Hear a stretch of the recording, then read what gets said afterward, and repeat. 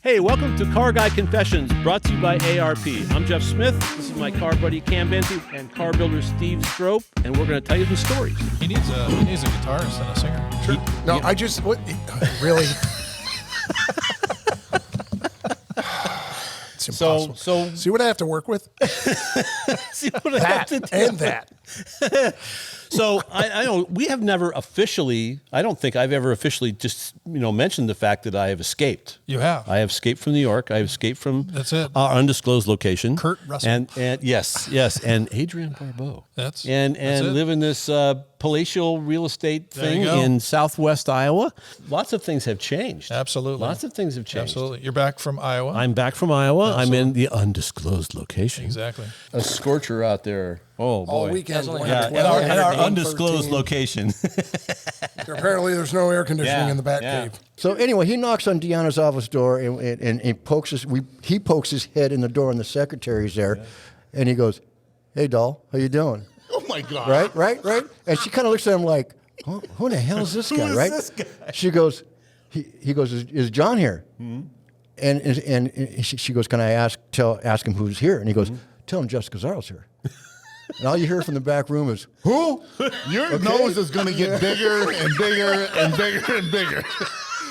I don't know no Jeff Scazzaro. Who the hell's that? Oh my God! I shouldn't have worn my sandals today. I should have worn my Hey, boots. if that ain't the truth, hey, if that ain't the truth, maybe we have pink hot dogs at $100 today. Okay?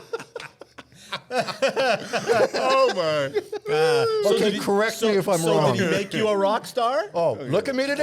Yeah, there you go. There you go. right. I got my All grandson Jaden here. He's still all proud of working. his papa, man. You're still working in retirement years, thanks. Yeah, to I know. who Well, now? you're living in a motorhome. I live by the beach. So, okay. So, and I think the motorhome was rented. I'm not sure. Go ahead. Your turn. You're doing fine on your own. Go ahead. You're doing fine on your own. This is a roast. That's what this is. This was for this No, one. really, It's seriously. a mutual roast. They probably don't remember all the really, I'm serious now, the incredible work and the jobs and high-end people you dealt with. Drop some names and do some stuff. I painted Eddie Van Halen's first professional paint job on his wild, crazy red and white crapola. Yeah. Because a protege of mine back then went high school friends with him. And he was bugging me to come up to Pasadena to see his buddy's high school band. It was called Mammoth. I'm not driving to Pasadena from Orange County to see some high school band. So then he says, my buddy can't afford it. Would you paint his guitar? I've been bragging about you paint his guitar. He spray painted his. He wants one like it. Bring him down. Little long-haired, skinny kid, don't know from nothing. Didn't recall the name, So it's all this zigzaggy stuff, and we're all looking at it like, oh my, like this. Hey, And he brought his Frankenstein guitar. It looked like a junkyard guitar, And he wanted it done. Real polite, real quiet, real polite. So we painted it in just a matter of like an hour. Zim, zam, boom, done lacquer, clear coat it. Here you go. Be careful with it. Yeah. Next thing you know, following year or so, 2 years, I'm in the grocery store. And I'm going down with my wife, and I see on the magazine stand, Eddie Van Halen, the new rock star. Yeah. My guitar. That's my guitar. That's what I painted. Yeah. It wasn't his Frankenstein. It was the one that I painted, or at least. The real picture is the engine. And I'll let you Engines. describe engines. So the quickie description is and this is what you did to me. You said, it's got a W24. And then waited for my response and was like, what am I supposed to do with that? So explain where the W24 comes from. It's two 5.4 liter BMW V12s. In popular hot rodding, my car was on the cover with a 66 Chevelle called Goldenrod, Farmer's Goldenrod, it said on the door, and it had a blown big block Chevy in it, and it was tubbed, had center lines on it, and two other cars. At the top of the issue, it says Pro Street. And it says something below that. But anyway, in the article, it says, we see a new trend developing in the hot rodding world. We're going to call it Pro Street. We feel that these cars exemplify that look. Yeah. And so for me, I have the first car that was described as those words. And most importantly, I say, have you seen the words Pro Street written prior to that article? Yeah, Okay. I will post that online. It's like I didn't even post it. Really? Somebody directly below it says, "I think Grumpy Jenkins had the first Pro Street car." I mean, it's just like, come on. Because he drove it in the street sometime with it. If you can execute that throughout, I mean, and that's what we're talking about, you Everything. can't leave something out. Right. We always talk about every piece of the car is a piece of art in itself that works together for the greater good. And that's how we describe it. And you could see one of these cars, and there's a bunch here of like contenders in amber and the Sloniker that you go, oh my God, that car is great. You walk up, like, but my eye just saw that. And like, that doesn't belong. It doesn't fit. Right. Yeah. And It's got to be a cohesive package. and some of that is subjective, but some of it is objective. Where like sometimes it stands out where no matter who you are, you can see that maybe that doesn't match. But yeah, the subjective part, that's interesting that because we've moved this show, like Amber, from what they used to do, or like what Riddler does, is they do it's a points based thing. They try to make it mathematical, it more objective, right? Yeah. And in the end, it ends up discrediting the show a little bit, or the award, because we build for aesthetic and design and beauty, and that was lost. What he's politely saying is you'll build a gaudy piece of shit that's got 8 million modifications because you get a point for every modification. And Bob came up with an absolutely genius idea on the seats. For those of you who'll go see the car in person, well, I'm sure there'll be photographs of it. It's going to be coming out in a couple of magazines, Hot Rod first. There's a little tag on the side of the seat that says genuine Corinthian leather. And you guys that know what that is, you know what that is. And you guys that don't, just look up Ricardo Montalban. I'm looking for a cutout, a full-size cutout of him. So and we had to have 1,000 of them made so we could have two, because they wouldn't. Really? Yeah, They they wouldn't do it the other way? Yeah, so But worth it just says Corinthian leather. every penny. Yeah. So a lot of fun little details around the car, and a simple little aluminum spoiler I made in the back. But besides that hood, a guy at home could pull off at least to a good With him extent and his of it. friends. Yeah, to a In good the extent. garage long on as the they're- weekends. So Yeah. one of the things In essence. So we have a very special program today. I got a couple people here who we have never actually met, but we've nice to raced. meet you. We've raced before at the same We event. have. I will get to that because autocross was a big part of this whole thing too with you, correct? Well, With your- yes, with it your husband? was. Yes, it was. Yeah, because that's our connection was Yes. the race at the run to the coast. Yes, and that was the first race. That was your first race? That was my first race. Yeah. And So if you cool. recall, I didn't have a clue of what I was doing. I had And was no it idea. was it the early Corvette too, the 64? The 64, Yeah, and the red she, one, the and red that car. was a show car at the time, Okay. and Okay. it wasn't still set kind of up. is. Well, yes, it's a a little bit nice car. showier now, but it was just just a dusting car, right? And so But you got to start somewhere. Yes, and Right. it was our chassis builder that said, "Come to this run to the coast," and I tried it, and I thought I'm like, this is kind of fun. You It is. could do donuts in Because- cars and not get Yeah, get because a it's not ticket fast. for It's it. fast Yeah. enough that it's exciting, but not Yes. fast if you're going to get hurt. There's nothing to hit. Right. You know, Yeah. you'd have to work Right. really hard to break the car. Yes. And is now the 10-year anniversary of the all-female build. So we actually had That was at SEMA, correct? Yep, Yeah. the first all-female SEMA build in 2012, because now 22, right? And 10 so, years. yeah, and so we were doing the paint and body part of it at our shop, our family business. And so Jessi had come that day, and it was kind of like, I actually did not know who she was or anything like that. So she kind of popped in like, hey guys, what's up? And I tell people like, tell it like that, because that's how she was. She was always this like bright energy, that came in the room and stuff, and you could always like feel it, and that was her.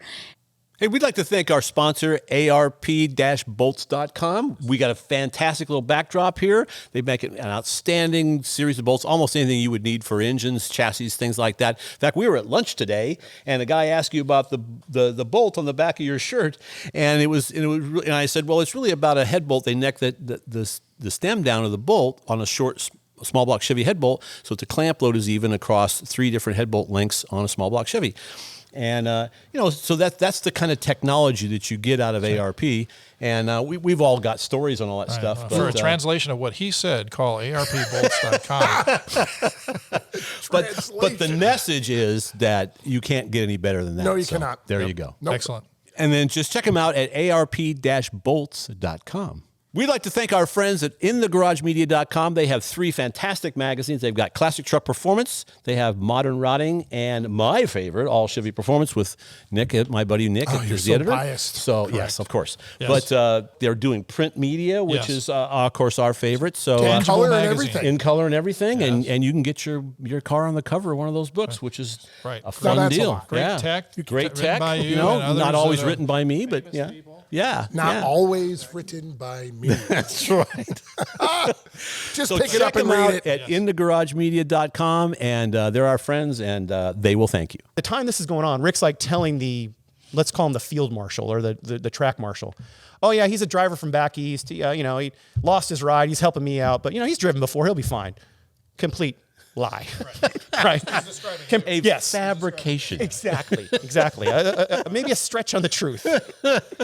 But I got in it and put the thing in drive, and it's just like drag racing. Just wait for the light to turn on. Yeah. And I turned the light on and left and shifted the thing into high gear and went over 2 sets of cars and thought I was done and shut down the fuel. And I thought, okay, I'm done. Yeah. Right? Because that's all you do. And the guy looks at me and goes, you won, second round.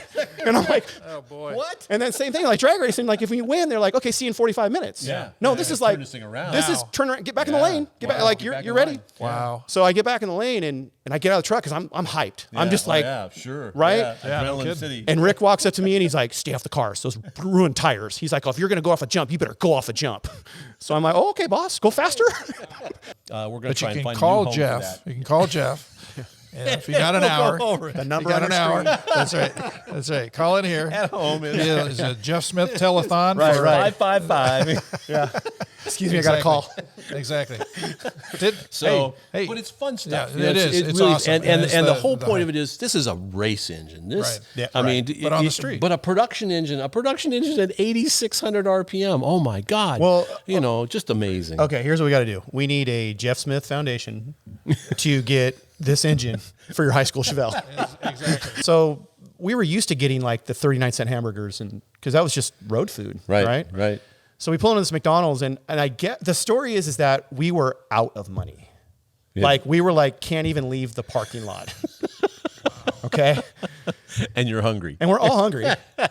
And so Johnny goes, "I'll be right back." And so he gets out of the truck and he starts walking. He goes, "Put your crew shirts on. Look respectful." And we're like, all of us like, whatever. So we put our shirts on and everything. And so we walk out and we're just happen to be standing by the boat, right? Like just talking. It's me and a couple of our guys. And lo and behold, this guy walks up and he's like the manager. And he goes, "It's great to meet you guys. It's fantastic. Yeah, can I get a picture next to the boat?" We're like, "Do whatever you want, man." Yeah.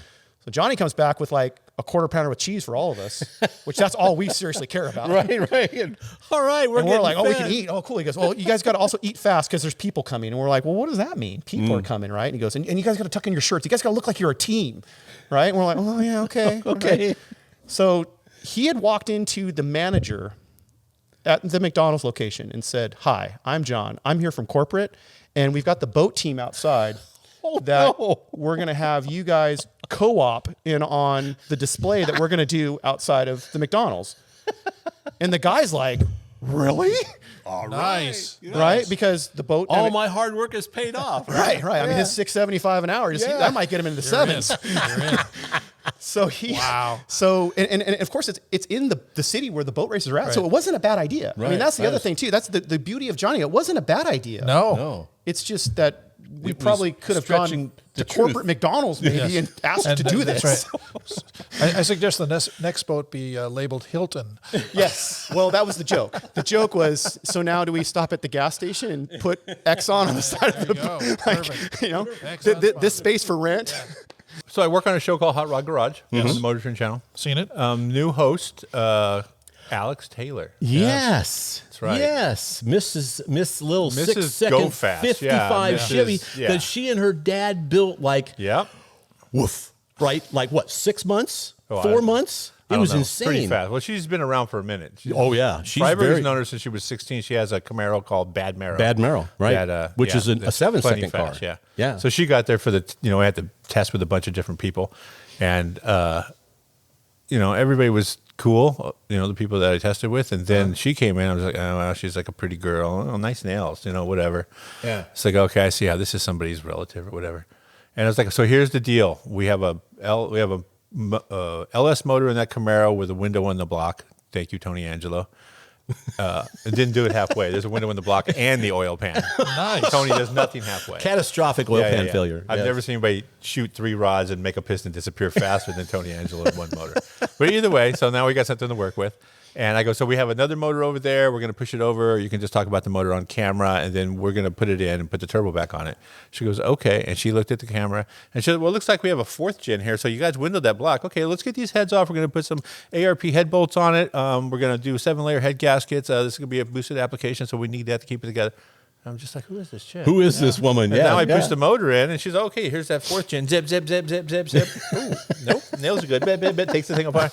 I'm just like, all right. yeah. And that was She's- just a chest thing. she's the real deal. And I just went, She's okay, the real listen. deal. So I believe that she is going to be the next Courtney Force or, next rock. She's Yes. on her way Yes. to being a rock star.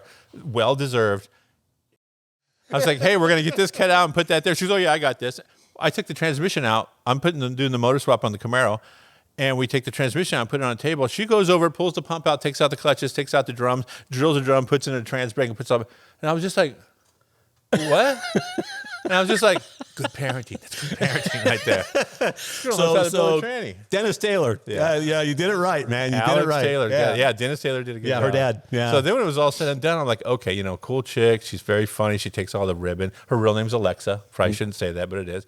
So all through the episode, Alexa, get me a rib. And she probably hates that, straight right? up. No, straight up. Lucky, get it yourself. I was just like, man, come on. You know what it is? Am I? Ultimately, Common sense is gone. Now Well, you're really worried about I'm beginning to wonder. having the phone 3 let's days do a before I TikTok. have the same phone. Let's do a couple of TikToks and talk about it. We'll talk about TikTok. I don't like All right, you go tick. I'll go talk. okay, tick. Talk. Oh, there you go. Thank We you very just much. made $1 million. All right. Say, how many people watch that thing? All right. Is that what it is? There's kids right now going, shut it off. Okay, turn this off. Shut that idiot off. These idiots. Who are these idiots? We want to do something a little bit special here. We lost a very good friend Absolutely. about 3 weeks ago. Yeah, about that. Marlon Davis. Yeah. For those guys who read the magazines in the 80s, 90s, well, all the way through until just a few months ago, Marlon Davis was the technical editor for Hot Rod Magazine, a good friend of all of ours. Yeah. All of ours. Absolutely. And a wonderful guy. And Super smart. Super yes, brilliant. Yes. Just a brilliant guy, and that was part of it. Yeah. Committed. Yes. So we thought we have to do this. We have to talk a little bit about Marlon, and we all have dozens of Marlon Davis stories. We do. I don't know. It took a lot of transmission fluid and some very careful taping on it, but we ended up going back. And the deal with Marlon on the CB deal was who's ever driving gets the radio choice. So he'd be CB all the time when he's driving. And with me, it's, I play the radio, maybe radio, nothing. But then, of course, you have to listen to Marlon. Got to know him really well when I worked at Gulfstrand. Mm-hmm. And one of the funny things was those of you guys that know Marlon, he was a little bit on the nervous side. So when you'd stand there and talk with him, he'd kind of do this rocking back and forth as he was talking. Well, I caught on to that, real early with my friendship with him. And so what I would do is I would sit there and I would keep rocking with him and see if I could get him to spin a full 360-degree circle while we're having a conversation. And of course, he's not picking up on this at all. He's not picking up on it, but what was funny... Because he's focused on what he's doing, right? But what was funny is one time it was Dick Gullstrand, myself, and Marlon, and we're walking in a circle. And about an hour afterwards... Gullstrand comes up to me and he says, "What were you doing?" And I explained it, and he laughed because he thought it was funny. That was funny. Sticks out of my mind is we had a grapefruit with a whole can of white shoe polish that's absorbed in this grapefruit. And we pitched this to Vic Edelbrock. He swings and hits it. And it explodes, right? Explodes with grapefruit. Kurt Hooker remembered that when we were talking. But that was, I think, 1975. Yeah. So that's a different story than you might know. So we all have good memories. Goosebumps come with them. And you built a couple of cars, right? Say again? You've built a couple of cars. Oh, well, yeah. I like going straight, fast, quarter mile. Cool. So what's your current hot rod? I have a hot rod, which is like a 37 Ford pickup, you know, and then I've got, I have so much fun driving this 64 Chevy 2 gasser wagon. Okay. Straight axle. I don't think I've seen that car. Tunnel ram. Yeah. Two Edelbrock carburetors. Two Edelbrock, of course. Sticking to the hood with a 5-speed, and that's a street car. So I drive it, and when I worked at Edelbrock display trailer, like at Good Guys Del Mar, Bakersfield, Pomona, I drive it and park it there because it's got all our product to showcase our product while I'm working. Yeah. And it's fun to drive. Yeah. Fun to drive. Yeah. With a 5-speed, I feel like I'm 17 again. You've always been a manual trans guy yourself. Exactly. Too. Oh, yeah. 4 speeds forever. So we'd like to thank our sponsor, ARP and ARP-bolts.com. And, I mean, we all three build cars. We all work on this stuff. And I tinker. You tinker. I tinker. Yes, we all build. Yeah, and you know what? It's kind of a really cool multiple purpose fastener for me because there's all the science and all the technology, which is bottomless. Trust me. Unbelievable amount of research that they put into these things. Absolutely. And on top of it, you get them out of the package, and they're absolutely beautiful. Which I've joked before, it's like jewelry for your car. And when pre-oiled. we're building when we're building a high end car, there isn't anything else going on it. It's part of the criteria for me to have them lining the engine bay, not just on the engine, everywhere. Yeah. Right. So you get all the strength, the durability, the reliability, and fantastic good looks. Sure. Kind of like Jeff here. And without peer. Without peer. And you know what? Or pairs. Without peer, there's nobody else that does what they do. It is. So check them out at arp-bolts.com, and they can help you out. So, but you've done a bunch of other fun stories. I remember an image that was in Hot Rod of a Viper that you took it out in the desert, and you were sleeping on the wing of the GTR. Yeah. Yes. So, and that was a very cool photo. It was just so People weird. got very mad about it. Really? Yeah. Who did? Really? The internet. Yeah. Which people don't understand. So to paint you guys the picture, it was when the Viper ACR came out, the one with all the aero, and it has just like a massive wing. It's an amazing car. It is. And it set like all these track records. And I was at a track day and I was talking to one of the engineers, and he was talking about how much downforce, the wing can handle. It's like 1,000 pounds or something like that. And I was like, oh, well then I can sit up there or whatever. He's like, you could sleep up there. And I was like, well, I might have to, because if I sell my house so I can buy this car, I'm going to have to live in it. We're going to have to live in it. Wally's the guy in the statue that you win. Well, technically he's not. That's they true. call it a Wally. It's a It Jack isn't. Jones. It is not Wally. You are gentleman correct. just passed away 2 years ago. We became great friends. He had a heart transplant 20 years ago, and he posed for it February of 69 at the Winter Nationals. This guy's got Someone's a historian. And again, you learn lots here. That's an amazing story. I have got to take the ashes of so many of my heroes on 300-mile-an-hour runs. That's cool. Really? Oh, yeah, you were doing that. Oh, yeah. Unbelievable. Gas Ronda was a stud in drag racing. In 1964, he was like the top stock champ, and he got burned really bad in January of 70, a funny car, and that was the end of his driving career. But he never stopped being an amazing human being. I got to induct him in the Drag Race Hall of Fame. When he passed away, the family gave me his ashes. I've taken him along in like 4 different races. It's so rewarding to be part of something that's a small effort for me and a big difference to the families, if that makes sense. Is he in the cup holder? Well, I can't tell you that. It might not be legal. I found a sandwich bag. A sandwich bag in the pocket is the easiest way to go. But that's awesome. I mean, it's amazing. I took a lady's husband, sandwich bag, put it in my fire suit, made the run, came back, got out. I can't find his ashes anywhere. So when the guys come back, the car goes up on jack stands, all the tin comes off. It had fallen out when I got out of the car. It was in the tin under the trailer. I'm like, oh my God, I just lost her husband.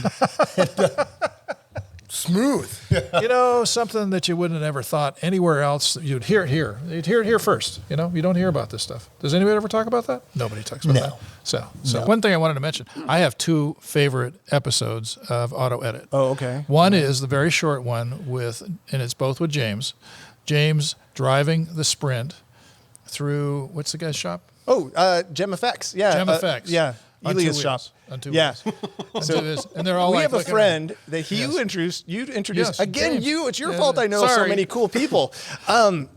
James Smith, stunt guy, we call him Jamie, and he developed this skill. He befriended, just like you learned from. You had a gift of that guy that taught you, and I had the Mike Fennells and like my grandfather, even when I was a kid, just to plant the seed. Like when my first car was a 1970 Maverick that had been flooded and grown over in the back field of their place in. It almost got a Viper motor.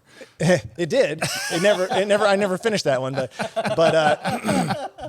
but you know, that summer when we got that thing out of the weeds and he got it running for me. Yep. That's when I went, you know, that's the first spark. And then when Fennell, you know, so we got that gift. But so James is a stunt specialist. He got to hook up with and learn from, what was his name? Buzz Bundy. Buzz Bundy, who was the most famous 2-wheel drive guy. Yeah, really ever. They He called was the guy who skiing put a car. on 2 wheels. Yeah, so they call that skiing a car. ABC Wild World of Sports. Yeah. The James Bond movie. Yeah, the famous Mustang one They went go in through Las Vegas. yeah. The whole Right, deal. okay. Anytime you saw somebody on 2 wheels, It was there was him. about Likely an Buzz. 80% chance it was Buzz Bundy. So- and Buzz Bundy was a little short guy. Yeah. And he had his little trailer with a little smart car in it, you know, which So- is about the right size for him. But so he drives. So Jamie got mentored by him, met him, and Okay. Buzz gifted him his knowledge. And was that Yes. so? You see this theory Yeah. that we're this is the That's right. the This is how it legacy. works. This is how the it works. legacy of Well, we pass it on, our yes. hobby And when happens. we don't pass it on, it's a mistake. Yeah. So James was Buzz, and then Buzz taught him everything he knew. James got his SAG card in Hollywood and skied a car in the Transformers movie, in the Right. first Transformers movie. The Bumblebee Bumblebee. through the And through the well, LA you talk tunnel. about trial by fire. Yeah. James has just got his skiing legs underneath him for this thing, and then they got this $1 million prototype. And Who's the director? He's supposed to be an animal. he is, and he told him right before he's like getting set up in there. Oh my God, I'm getting crazy here. So excited. Oh, So he's I'm like, gonna come gets up in, with a what name. is his name? He's like super He's famous. huge. Michael Bay Bay. from There you go. the weeds. Thank Jason you. in the background. Where was that? So Where Michael, was that? so he has like one. Gets take. locked in the car. They have one take. They're going through the LA tunnel. There's potholes. The ground is bad. And Michael Bay comes up to the car and goes in the window net and goes, "Don't F it up." No pressure, but don't F it up. And he didn't say F. He said the word. And so, I don't want to have to add editing here. But there's 100 different ways he could have died from that. That was just one of them. That was just one of them. Yeah. It was wild. I'm sorry, but you were intimately involved. I was in the design of the spacesuit. Okay, This is the one circle where you- back okay. after I had my shot. Okay, after news, Yes. hot rods, Yes. race car, more hot rods, and right. then Further adjacency. went back. I was a fabricator at an aerospace shop for a while. Okay. And while I was at this was the shop that did it. Now this is a shop in Palmdale, like Yes. in the heart of Yeah. aerospace here, Right, like right. Skunk Works. I could, Sure. Yeah. I was that guy that every time I heard. This is when they were just building the F-35 and the F-22. I would hear that engine start up, and Skunk Works was just a block away. I was a kid. I would run out to watch these things launch, and Crazy, oh yeah. my gosh, 'Cause that it's was in the so shadow cool. of Edwards. So too. yeah, so Yes. so as I was a fabricator on the floor of this aerospace thing, the spacesuit that program came through, and so the life support engineer needed basically a crash test dummy to just wear the suit while he was doing fittings and changing modifications, and that kind of just grew into I had the propensity to close the face shield in and start doing mission simulations and testing, and I ended up doing. Because they had to test that thing a lot because that's what was going to keep that guy alive. Right, and that it took, suit is what was going to keep him alive. Because if it leaked, he's dead. Yeah, it took years and years, and they locked me in a freezer at minus 60 degrees to do cold, thermal testing. Because it is that cold up there. Yeah, and there were so many unknowns, and so I spent a lot of time in that suit, and I got to know myself very well, and pushed through a lot of really serious things because on that program, I met Colonel Joe Kittinger, who was the one guy that literally the American hero that was the first guy to do this, to do the jump from up there, Yes. and helped us create a space program because without a suit, you don't have a program. Exactly. Right. So and he helped develop there's that so suit. much legacy and history there, and meeting And guys. how high like did he him. jump from? He went to 103. 103,000 Yeah, I'm feet. sorry if my data is a little off, but I think it's 103, which is still near space. Yeah. And basically above 50,000 is the Armstrong line. That's where your fluid in your body boils. Anything Right. above that, you need Because to be there's no pressurized. pressure. Yeah, so There's you no need pressure. to It's be a pressurized. vacuum. So what they tell you is that what the Mork. Hey, buddy. How'd you get here? Through the magic of electronics. Love this. We have teleported Steve to be a part of this thing. I love it. Yeah. I am that special. I am that special. That's right. That's what right. I can right. do. And because what he did was he came from the back room where all the green M&Ms are. That's what. No, without the brown M&Ms. Without the brown M&Ms. Look that one up. What I miss? A great. We're in the middle of a great story. Rambling. So really quick. So Kittinger. the quick Did we thing talk is about the spacesuit? the Yes. spacesuit. Quick. We'll finish. We'll wrap the spacesuit with this. Yeah, guy. This guy the bored him with this jumping too many man. times. The jumping man. Bored Out it with him. the window. So down the basically, thing. at above 50,000 feet, anything fluid they call it boiling at room temperature, but up there room temperature is whatever ambient Right, temperature right. is. So literally it boils. So anything Right. fluid turns to To vapor. vapor. So if you have exposed skin or any body part, your blood, your eye you're just fluid, gonna and explode. you die. Yeah, Yeah, you die you're a gonna- very yeah. horrible death. And Yes. the guys that had done this attempt had died Uh-huh. an unfortunate death. So it was neat to learn What that. are you and see these doing guys. at home Yeah. exactly? These kids doing. So you were testing the suit. So we were developing a program that would safely deliver Felix up to the altitude. He could then Safely. then Right. pressurize the suit and then get out of this capsule and then execute the free fall. A CHP pulls up and parks right beyond the spot fire, right, with his car. And you got about a quarter of a second to decide whether to drop the water or not. right. And you know that some of that water is going to carry beyond that. There's nothing you can do about it. So I punch off 8,333 pounds of water, and it hits the spot, carries on, hits the CHP car. Now, what also happened was this guy was supposed to be stopping the road up the hill. When he moved, everybody else moved. And I'm dropping water with foam, which is sleek as snake snot. I mean, this stuff, you can't even stand on it. So the water hits his car, carries across all three lanes of the 118 going eastbound. And the first two cars that come down the hill go into this stuff and spin like a pair of figure skaters. And I'm watching this. I'm rolling haircut. I'm watching this. And I'm thinking, God, it was a great career while I had one. Man. Probably screwed now. Thank you. Thanks. The water hit the spot. We put the spot out. So that was good. I got a little credit, Right. So I pretty soon we wrap it up, and I go back to Air Ups, and the phone rings. Hello, this is Lee. This captain that I know is on the phone. He's like, "Great drop! Oh my God, we were going to the beach." He said, "Oh, you hit it! You nailed it! It was perfect! Great shot, Lee! But that CHP is pissed." And I'm going, "Well, okay." He says, "I didn't tell him your name." I said, "Oh, good." He says, "But I told him that every morning at about 7:30, this blue Subaru STI goes right by there." So in a day that you're working with Troy, I mean, every day, so you're working on a section of the car. Is there a situation where people are constantly involved with what you're doing, or do you have a chart that you're going to do this you're going to do this execution over a period of a week or 2 weeks or a month or whatever? So for the bulk of the car, what's the check and balance is what I guess I'm looking at. We had a big rendering of the car, 1-to-1 scale on the back wall, and for the most part, we were working on I would work on the whole fender and running board. And so I would do it, just kind of go off of that and make everything. Troy would come over and check on me occasionally. We would build everything. Everything was tacked. And then the owner would probably come in about once a month, and he would look over everything. We didn't final weld anything. The whole one side of the car was completely tacked together, all done, before we even started the other side. And do you create a template on one side and so that it matches both sides? Or a buck? Yeah, so we had bucks that were yeah. reversible, or we would take a tape mold off the one side and then make the buck on the other side to shape it for the pattern. The main reason is like we would make the car, he would come in and we didn't tack anything because every time he came in, he'd be like, you know what? That line needs to come down 30 seconds, like barely anything. And it would change, you know, a flange would be tipped or whatever, but it would be tacked on so we could cut the tacks, lower it down just that little bit, and then retack it on.